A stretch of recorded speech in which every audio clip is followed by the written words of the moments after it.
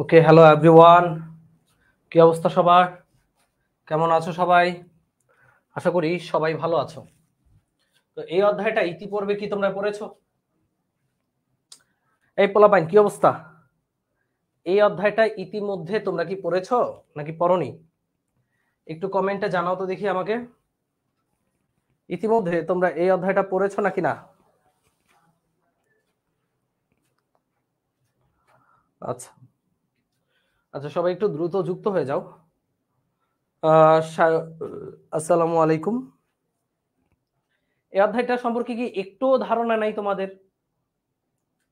মানে তোমরা তো অনেক বছর হয়ে গেছে যে 9 এ 10 এ উঠছো, তো এই অধ্যায়টা সম্পর্কে কি একটুও ধারণা নাই? মানে এই অধ্যায়টা যে কতটা সহজ, কতটা ইয়াম্মি, কতটা টেস্টি, এই সম্পর্কে কি তোমাদের আইডিয়া আছে নাকি নাই? আছে নাকি নাই? পুরোপুরি শেষ না হোক, মানে এই অধ্যায় সম্পর্কে কি আইডিয়া আছে? পুরোপুরি শেষ না হোক, আইডিয়া আছে কিনা? জাস্ট তেমন ভাবে পড়া হয় নাই ভাইয়া, পড়ি নাই ভাইয়া। তোমরা এখন কি নিউ 10 নাকি 9 সেটা একটু বলো তো। নিউটন হলে এগুলো তো পড়ে ফেলা দরকার। ঠিক আছে সব ওকে। হ্যাঁ স্যার, রিডিং একবার পড়ছি। আচ্ছা, তার কথা না বাড়াই, শুরু করি। এই অধ্যায়ে পড়ার আগে আমার আগে বুঝতে হবে ঠেলা ঠেলি।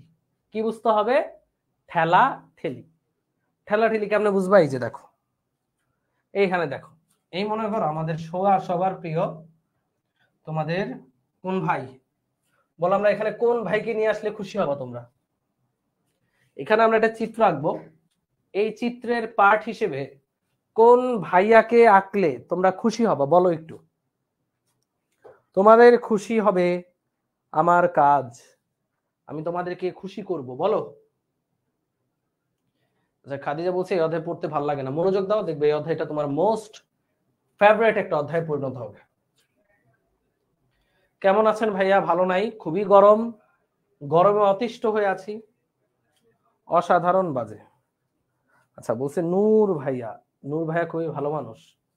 নূর ভাইয়াকে না আনি, নাহিদ রে নিয়ে আসি, নাহিদ ভাইয়া। এই মনে করো তোমাদের চিকনা নাহিদ ভাইয়া, তার হাত আর পা ছাড়া আর কিছুই দেখা যায় না, তার বডিতে কিছু নাই। এই তোমাদের নাহিদ ভাইয়া ভুল করে দুইটা বিয়া করলো। কয়টা বিয়া করলো? দুইটা বিয়া। এই হচ্ছে তার একটা বউ, হা হা হা, এই হচ্ছে তার একটা বউ, এবং এই হচ্ছে আরেকটা বউ।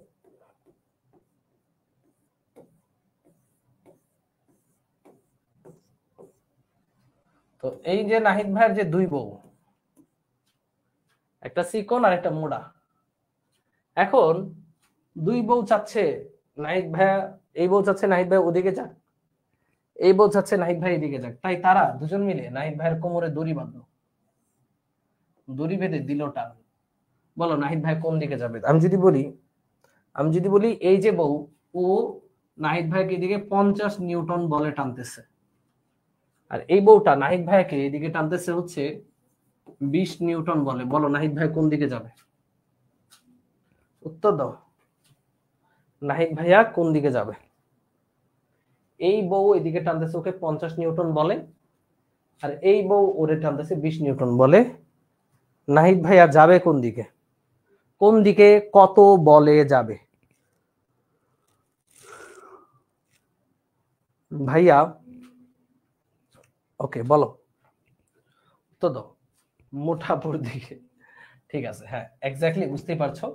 নাহিদ ভাইয়া ফাইনালি আলটিমেটলি এই দিকে রওনা দিবে, এবং এই দিকে যে যাবে তার উপর অ্যাক্টিভ অ্যাক্টিভ ফোর্সটা কত, বা নেট বল হচ্ছে, এদিকে ছিল 50, উল্টা দিকে 20। তাহলে এদিকে নাহিদ ভাইয়া যে লব্ধি বলে যাবে, বা এটাকে বলা হয় নেট বল, সেই নেট বলটা হবে 30 নিউটন। এখন আমি যদি বলি নাহিদ ভাইয়ার উপর নেট বল 0 হওয়া উচিত, আমি বলতেছি নাহিদ ভাইয়ের উপর নেট বল 0 হইতে হবে।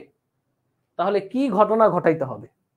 তাহলে যদি নাহিদ ভাইয়ের উপর নেট বল 0 হইতে হয়, নাহিদ ভাইয়ের উপর মোট বল বা লব্ধি বল 0 হইতে হয়, তাহলে এ পাশের টান এবং এ পাশের টান সমান হইতে হবে।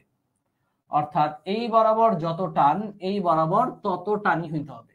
এই বরাবর 50 নিউটন হলে এই বরাবরও যদি 50 নিউটনই হয়, নাহিদ ভাই কিন্তু এখান থেকে নড়বেও না, চড়বেও না। তখন আমরা বলি নাহিদ ভাইয়ের উপর নিট বল 0 বা লব্ধি বল 0। আচ্ছা হ্যাঁ, নেট বল মানেই মোট বল, এটাকে অনেক সময় লব্ধি বলও বলে। শায়ক আহমদ, আশা করি তুমি তোমার উত্তরটা পেয়েছো। তাহলে নাহিদ ভাইয়া কখন জায়গায় স্থির থাকবে? নাহিদ ভাইকে ও যদি যে বলে টানে, ও যদি একই বলে টানে, তাহলে নাহিদ ভাইয়ের উপর নেট বল বা লব্ধি বল 0 হয়ে যাবে এবং নাহিদ ভাইয়া জায়গায় স্ট্যান্ড স্টিল খাড়ায় থাকবে। তো এই অধ্যায়ে এই বল নিয়ে আমরা আলোচনা করব। জাস্ট এখানে বৌদের টানাটানি বল হিসেবে নিয়ে আলোচনা করেছি, আর এই অধ্যায়ের ভেতরে আমরা তড়িৎ বল নিয়ে আলোচনা করব। তো শুরু করছি আমাদের এই অধ্যায়টা। এই অধ্যায়ের শুরুতে আমরা যেই টপিকটা পড়বো, আমরা জানবো এই অধ্যায়টার নাম হচ্ছে স্থির বিদ্যুৎ। স্থির বিদ্যুৎ বলতে আসলে কি বুঝায় সেটা আগে বোঝো। স্থির বিদ্যুৎ বলতে বুঝায়, স্থির বিদ্যুৎ চার্জের নাম শুনেছো তোমরা? তোমরা কেমিস্ট্রিতে ধনাত্মক আয়ন, ঋণাত্মক আয়ন পড়েছো, তাই না? দেখো জগতে যা আছে, মানে আমাদের সোডিয়াম বলো, মানে জগতে যা আছে বললে ভুল হবে, মানে আমরা নর্মালি যদি দেখি সোডিয়ামে 11টা ইলেকট্রন আছে। তো 11টা ইলেকট্রন থেকে যখন আমরা একটা ইলেকট্রন অপসারণ করছি, তখন সেটা সোডিয়াম থেকে সোডিয়াম প্লাস হয়ে যাচ্ছে। তাহলে এটা হচ্ছে একটা চার্জ। মানে আগে আমাদের ইলেকট্রন এবং প্রোটনের ইমব্যালেন্স হলেই সেখানে চার্জ ক্রিয়েট হয়, তাই না? কারণ যখন আমাদের এখানে সোডিয়ামে 11টা প্রোটন 11টা নিউট্রন ছিল, তখন এটাতে কোনো চার্জ বা আধানের উৎপন্ন হয় নাই, আধানের উদ্ভব হয় নাই। যখন তুমি একটা ইলেকট্রন বের করে নিলা, এখানে প্রোটনের আধিক্য বেড়ে গেল, তখন এটাকে আমরা বলবো একটা ধনাত্মক চার্জ। চার্জের বাংলা হচ্ছে আধান। চার্জের বাংলা কি ভাইয়া? আধান। চার্জের বাংলা আধান। তো এই যে চার্জ যখন চলাচল করে, তাহলে ইলেকট্রন, প্রোটন এরা কি এক একজন ইন্ডিভিজুয়াল চার্জ। তো ভাইয়া চার্জ যখন চলাচল করে তখন সেটাকে বলা হয় চলবিদ্যুৎ। মানে চার্জ চলাচল করছে তখন ওইটা নিয়ে যে আলোচনা, একটা তারের মধ্যে দিয়ে যখন ইলেকট্রন প্রোটন মুভ করছে, ওটাকে আমরা বলবো চলবিদ্যুৎ, ওইটা চলবিদ্যুতের অংশ। আর যখন চার্জ জায়গায় স্থির থাকে, চলাচল করে না, তখন ওই চার্জের যেই ধর্ম, চার্জের যেই বৈশিষ্ট্য, তা নিয়ে যেখানে আলোচনা করা হয় সেটাকে বলা হয় স্থির বিদ্যুৎ। স্থির কেন? স্থির কেন? কারণ চার্জ কি থাকবে? স্থির থাকবে। চার্জ থাকবে কি ভাইয়া? স্থির। প্রবলেম হচ্ছে কি ব্রো? এদিকে আসো, তোমার তো সুন্দর লাগছে। ইন করে আছো কেন? বিদেশি বিদেশি লাগতেছে। আরে না, আমি একদম হাসপাতাল থেকে আসছি। ওকে, আপনার কথা বলা হয় এই এটাতে প্রবলেম। তো চার্জ যখন স্থির থাকে, ওই স্থির চার্জের যে ধর্ম, স্থির চার্জের যে ধর্ম বা চার্জের বৈশিষ্ট্য, তা নিয়ে যে আলোচনা, তাকেই বলা হয় স্থির বিদ্যুৎ। সেই জায়গাটা বলা হয় স্থির। ক্লাস আটকায় আটকায় আসতেছে। ওরে বাপরে, ক্লাস কি ক্লিয়ার না? ক্লাস আটকে আসে। ক্লাস কি ক্লিয়ার না?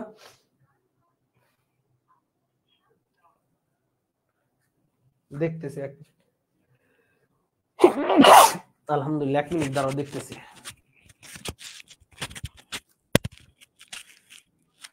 এটা তো বলবা নাকি? এটা তো বলতে হবে।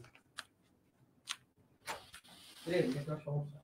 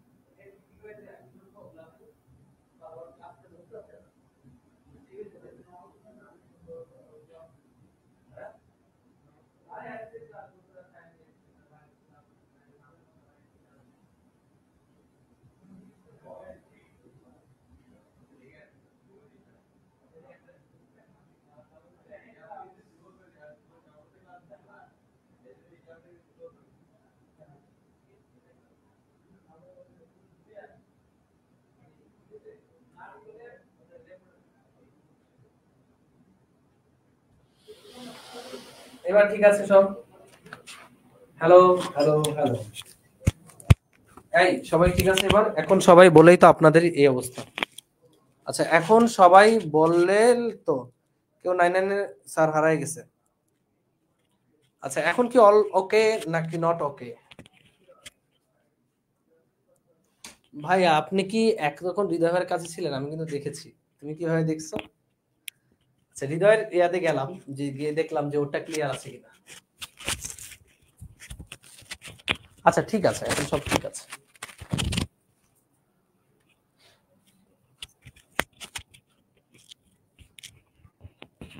ওকে, তো শুরু করি। তো স্থির আধানের যে ক্রিয়া প্রতিক্রিয়া, যে বৈশিষ্ট্য, তা নিয়ে যে আলোচনা, এটাকে বলা হয় স্থির বিদ্যুৎ। তো স্থির বিদ্যুতে আমরা প্রথমে যে টপিকটা পড়বো সেটা হচ্ছে বৈদ্যুতিক বল। আমরা প্রশ্নগুলো সলভ করব, তার আগে আমরা বৈদ্যুতিক বল সম্পর্কে একটু জেনে নিই। ওকে, বৈদ্যুতিক বল বা যেটাকে বলা হয় কুলম্ব বল, একটু লিখে নাও। এটাকে বলবো আমরা কুলম্ব বল। কুলম্ব বল। কয়েকদিন আগে, কয়েক মাস আগে একজন ইন্ডিয়ান টিচার, নাম তার রামবাবু, ওই রামবাবুর মুখের একটা গান ভাইরাল হয়েছিল, তোমাদের মনে আছে? দুইটি বিন্দু আধানের আকর্ষণ বা বিকর্ষণ বল, আধান দুটির গুণ ফলের সমানুপাতিক। আর দূরত্বের বর্গের ব্যস্তানুপাতিক। শুনছিলে এটা? শুনছিলা? হ্যাঁ, ওইটাই হচ্ছে কুলম্বের সূত্র, যে দুইটা বিন্দু আধান, এখানে মনে করেন একটা আধান আছে, এখানে একটা আধান আছে, এই আধানকে প্রকাশ করা হয় কিউ দিয়ে, চার্জ বা আধানকে প্রকাশ করা হয় কিউ দিয়ে। সেটার আমি নাম দিলাম Q1 আর এইটার আমি নাম দিলাম Q2, দুইটা বিন্দু আধান। হ্যাঁ, এই যে বিন্দু আধান, এই বিন্দু আধানের মধ্যবর্তী যেই ক্রিয়াশীল আকর্ষণ বা বিকর্ষণ বল, এই আধান দুইটার মধ্যবর্তী দূরত্ব হচ্ছে মনে করো d।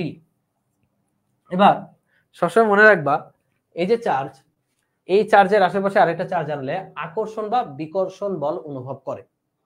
তো মনে রাখবা যে আকর্ষণ কখন, যখন একটা চার্জ পজিটিভ আরেকটা চার্জ নেগেটিভ, পজিটিভ নেগেটিভ চার্জকে আকর্ষণ করবে। আর যদি দুইটা চার্জই পজিটিভ হয় তাহলে বিকর্ষণ, অথবা দুইটা চার্জই যদি নেগেটিভ হয় বিকর্ষণ। মানে সমজাতীয় চার্জ একে অপরকে আকর্ষণ করে, আর বিপরীত ধর্ম চার্জ একে অপরকে সমজাতীয় চার্জ একে অপরকে বিকর্ষণ করে, আর বিপরীত ধর্মী চার্জ একে অপরকে আকর্ষণ করে। একটু লিখে নাও, সমজাতীয় চার্জ, সমজাতীয় চার্জ হলে কেমন বল ক্রিয়েট করবে? বিকর্ষণ। মানে হয় দুইটাই প্লাস দুইটাই মাইনাস, তখন আমাদের বিকর্ষণ বল। আর যদি বিপরীত ধর্মী চার্জ হয়, কেমন চার্জ হয়? বিপরীত ধর্মী, মানে একটা প্লাস চার্জ আর একটা মাইনাস চার্জ হলে আমাদের সেখানে ক্রিয়েট হবে আকর্ষণ বল। তো বিজ্ঞানী কুলম্ব সর্বপ্রথম এই বল নির্ণয় করার জন্য একটা সূত্র প্রদান করেন, যেটাকে বলা হয় কুলম্বের সূত্র। তো এই যে কুলম্বের সূত্র, এটা কি ছিল? এই যে এখানে দুইটা চার্জ রাখছো, ধরে নাও এটা সমজাতীয় চার্জ, এটাও প্লাস এটাও প্লাস, একে অপরকে কি করবে? বিকর্ষণ করবে। যে ও ওরে ধাক্কা মারবে এই দিকে, ও ওরে ধাক্কা মারবে এই দিকে। এই ধাক্কা ধাক্কির পরিমাণটা যদি হয় এফ, এই বলটা হলো চার্জ দুইটার গুণফলের সমানুপাতিক, মানে Q1 Q2 গুণফলের সমানুপাতিক, এবং এদের মধ্যবর্তী যে দূরত্ব d, এই দূরত্বের বর্গের ব্যস্তানুপাতিক, মানে 1/d²। তাহলে এই দুইটা সূত্রকে, এই সূত্রটা, এই সূত্রটা কে দিয়েছেন? বিজ্ঞানী কুলম্ব। ওকে, কুলম্ব কি বলছে? যে ওকে ভাই, আল্লাহ হাফেজ। আটকা যাচ্ছে, এটা কোনো কথা? আটকাচ্ছে না ক্লিয়ার আছে? এখানে তো ক্লিয়ার আছে দেখাচ্ছে। ক্লাস কি আটকাচ্ছে না ক্লিয়ার?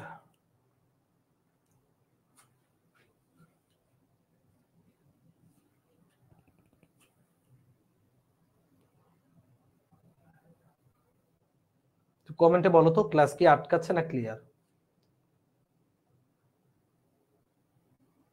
আচ্ছা, তাহলে কার কার আটকে আছে? সব তো ক্লিয়ারই ছিল।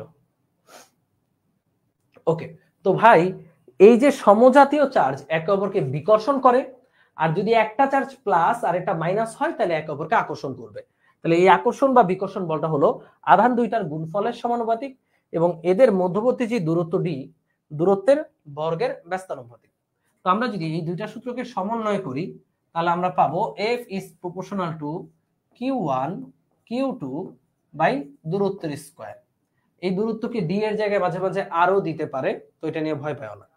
এবার সুতরাং আমরা যদি সমানুপাতিক চিহ্ন উঠায় ফেলি, তাহলে F সমান হবে K, এটা K না, K অনেক জায়গায় K দাও, অনেক জায়গায় C দেওয়া, সমস্যা নেই, তোমরা সিও দিতে পারো, কেও দিতে পারো, তোমার খুশি। আমি K দিয়ে করি, K ইন্টু C দেওয়াটা উত্তম, এখানে C দাও, C। এটাকে বলা হয় কুলম্বের ধ্রুবক, Q1 Q2 বাই দূরত্বের স্কয়ার। তাহলে এই যে সূত্রটা, এই সূত্রটা হলো কুলম্ব বলের সূত্র, C into Q1 Q2 by দূরত্বের স্কয়ার। তো এখানে এই যে C, এটাকে বলা হয় কুলম্ব কনস্ট্যান্ট। এটার মানটা মনে রাখবা, শূন্য মাধ্যমে এটার মান হলো 9 × 10⁹ newton metre square coulomb inverse 2। এটা হলো শূন্য মাধ্যমে কুলম্ব ধ্রুবকের মান 9 × 10⁹ newton metre square coulomb inverse 2। তাহলে এটা হচ্ছে কুলম্বের সূত্র, F = C × Q1 Q2 / d²। এখন এই যে কুলম্ব সূত্র, এই কুলম্ব সূত্র থেকে আমরা কি বের করতে পারবো কমেন্ট একটু বলো তো দেখি। কুলম্ব সূত্র থেকে আমরা আকর্ষণ অথবা বিকর্ষণ বলটা বের করতে পারবো, তাই না? যে Q1 Q2 বাই দূরত্ব স্কয়ার সি এর মানটা বসায় দিয়ে আমরা এই বলের মানটা বের করতে পারি, আকর্ষণ বা বিকর্ষণ বলটা বের করতে পারি, এফ এর মানটা বের করতে পারবো। এই সবাই পারবো এফ এর মান বের করতে? এই এফ এর মান বের করতে পারবো।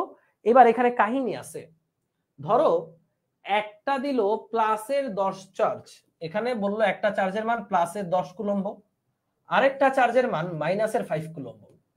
তো এবার এদের মধ্যবর্তী বল কিভাবে বের করবা? এদের মধ্যবর্তী বল কিভাবে বের করবা? সি এর মানটা বসাবা 9 × 10⁻⁹, Q1 এর মান হচ্ছে 10, Q2 এর মান বসাবা 5, প্লাস মাইনাস বসানোর দরকার নাই।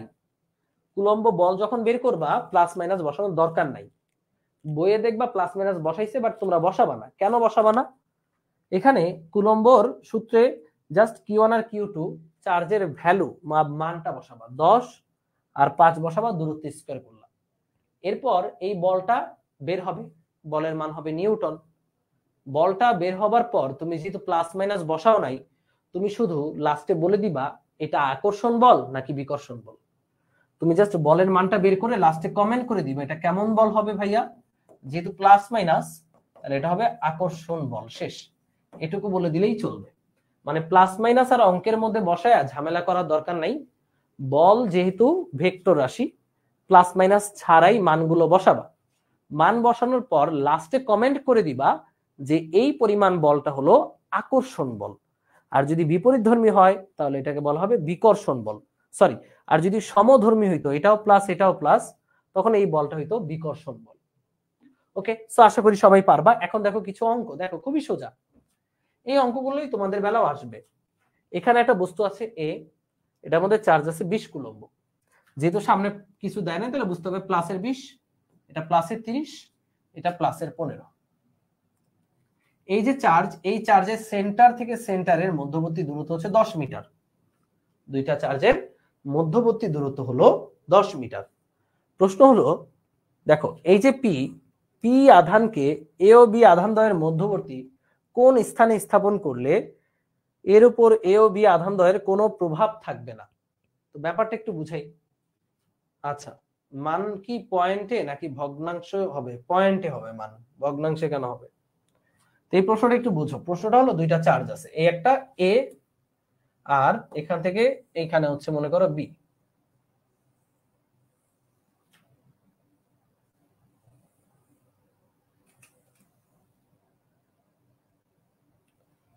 এ হচ্ছে এ বি। এখন এদের যে মধ্যবর্তী দূরত্ব, সেন্টার থেকে সেন্টার যে দূরত্ব, এই দূরত্বটা বলে দিছে 10 মিটার, বুঝছো? কিন্তু এই দূরত্বটা হলো 10 মিটার। এখানে আছে প্লাসের 20 কুলম্ব, এখানে আছে প্লাসের 30 কুলম্ব। তো প্রশ্নটা কি? প্রশ্ন হলো এই মধ্যবর্তী কোথায় এই পি কে রাখলে পি এর উপর কোনো প্রভাব থাকবে না। বলতো নাহিদুল ভাইয়ার উপর দুই বউয়ের টানাটানির প্রভাব কখন থাকে না? বলো বলো বলো। নাহিদুল ভাইয়ার যে এক্সাম্পলটা আমরা দিয়েছিলাম, সেখানে নাহিদুল ভাইয়াকে কয়জন বউ মিলে টানতেছিল? 2 জন। তো তাদের টানাটানির প্রভাব কখন নাহিদুল ভাইয়ার উপর নাই? তোমরা আমাকে একটু বলতে পারবা? বলতে পারবা নাহিদুল ভাইয়ার প্রভাব কখন, সরি, দুই বউয়ের প্রভাব কখন নাহিদুল ভাইয়ার উপর ছিল না? এখানে মনে করে এটা দুই বউ, 20 আর 30, একটা চিকন বউ একটা মোটা বউ। এখন এটা হচ্ছে নাহিদুল ভাইয়া, বলছে এই নাহিদুল ভাইয়া বা ওই যে পি, এই যেটা হচ্ছে পি, এই মনে করো এটা অন্য কালার দিয়ে দিলাম, এটা হচ্ছে পি। তো এই মনে করো পি, এই পি কে, এই যে পি, এটা হচ্ছে সেই পি। তো বলো এই পি এর উপর উভয়ের প্রভাব কখন থাকবে না? এই তো অনেকে উত্তর দিয়েছো, অনেকে উত্তর দিয়েছো। এই যে যখন দুইটা বল সমান হবে, মানে দুই দিক থেকেই ঠেলা সমান হবে। বা দেখো আমাকে যদি আমি এভাবে আসি, তুমি আমার এদিক থেকে, তুমি আমাকে এদিক থেকে ধাক্কা মারলা 10 নিউটন বলে, ও আমাকে এদিক থেকে 10 নিউটন বলে ধাক্কা মারলো, আমি কি এই জায়গা থেকে নড়বো? না। তাহলে যখন একটা বস্তুর উপর যখন দুই দিক থেকে সমান পরিমাণ বল বিপরীতভাবে অ্যাপ্লাই হয়, তখন তার উপর প্রভাব থাকে না। তাহলে আমাদের পি বিন্দুর উপর পি বিন্দুটাকে আমার এমন জায়গায় স্থাপন করতে হবে, বলছে কোথায়, মধ্যবর্তী কোন স্থানে। প্রশ্নটা হলো মধ্যবর্তী কোন স্থানে, স্থানের মানটা আমার বের করতে হবে। তো পি বিন্দুটা আমার এমন একটা জায়গায় স্থাপন করতে হবে যেখানে 20 কুলম্ব, পি কত কুলম্ব বলো, পি হচ্ছে 15 কুলম্ব। তাহলে 20 15 কে ধাক্কা দিবে, কোন দিকে ধাক্কা দিবে বলো, বলে দাও। এই যে 20 প্লাসের 20 15কে এই দিকে একটা ধাক্কা দিবে, তাই না? এটা হচ্ছে প্লাসের 20-এর ধাক্কা, এটার নাম আমি দিলাম F1। একই সাথে ও তো বৈশা বৈশা আর আঙুল চুষবে না, ও ওরে একটা ধাক্কা দিবে এই দিকে। এই যে 30 এই 15কে এদিকে একটা ধাক্কা দিবে, সেই ধাক্কাটা মনে করো F2। তো যদি F1 আর F2 সমান হয়, অথবা যেখানে F1 আর F2 সমান হবে ওইখানে পি এর উপর নেট বল বা নেট প্রভাব 0। কথা কি বুঝতে পেরেছো? আরে শালার, এত সুন্দর ক্লাস নিচ্ছি, আটকাবে কেন? উফ,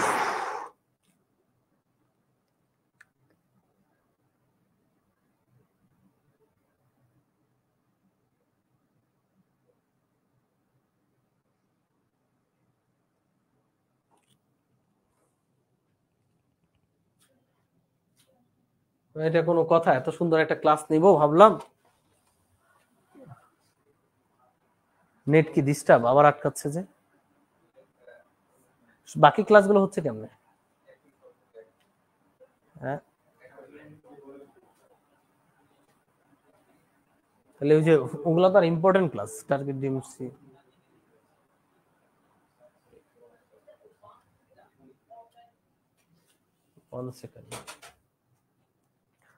আচ্ছা, তোমাদেরকে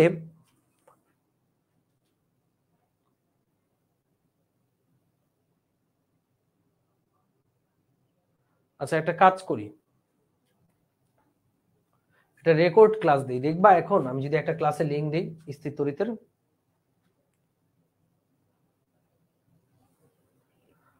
আজ ক্লাসে কোনো মন নাই কারণ ক্লাস আটকে যাচ্ছে। আমি যদি তোমাদের একটা স্থির তড়িতের রেকর্ড ক্লাস দেই, তোমরা কি দেখবা?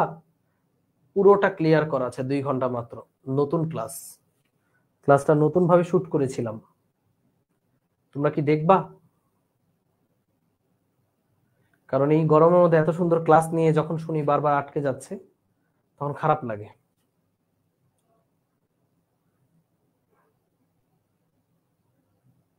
আচ্ছা, তাহলে আমি একটা তোমাদেরকে এক্ষুনি একটা রেকর্ড ক্লাসের লিংক গ্রুপে পোস্ট করে দিচ্ছি, সেটা একটু তোমরা দেখো কষ্ট করে আর নোট করো, তাহলে এই অধ্যায় কমপ্লিট হয়ে যাবে।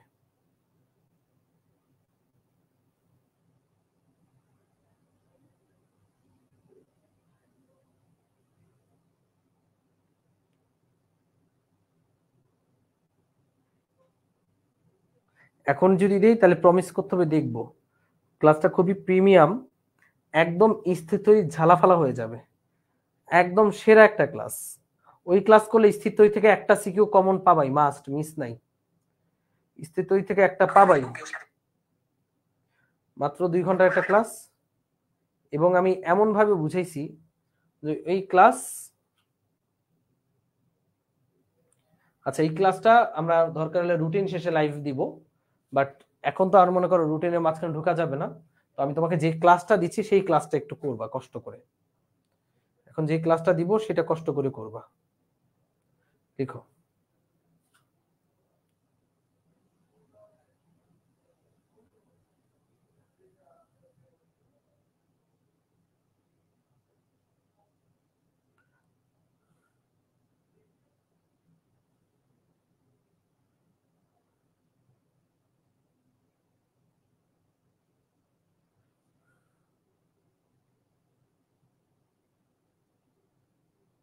এই যে পোস্ট করে দিচ্ছি, দেখো,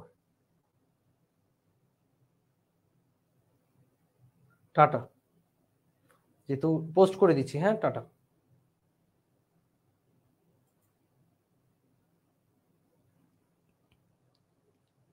হ্যাঁ পরে করাবো, সমস্যা নেই, বাট এখন এটা একটু দেখো, এখন এটা একটু দেখো।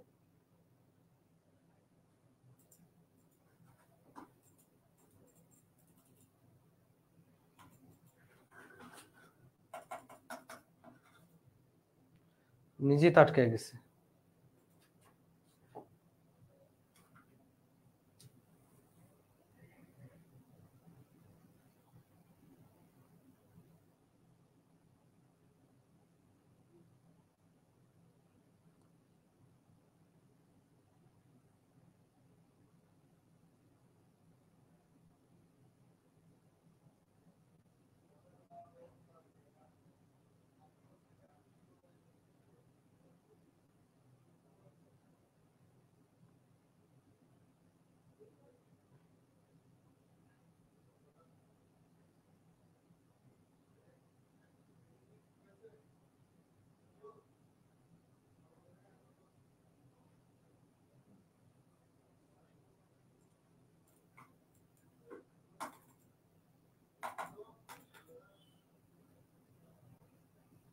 দিয়েছি অলরেডি।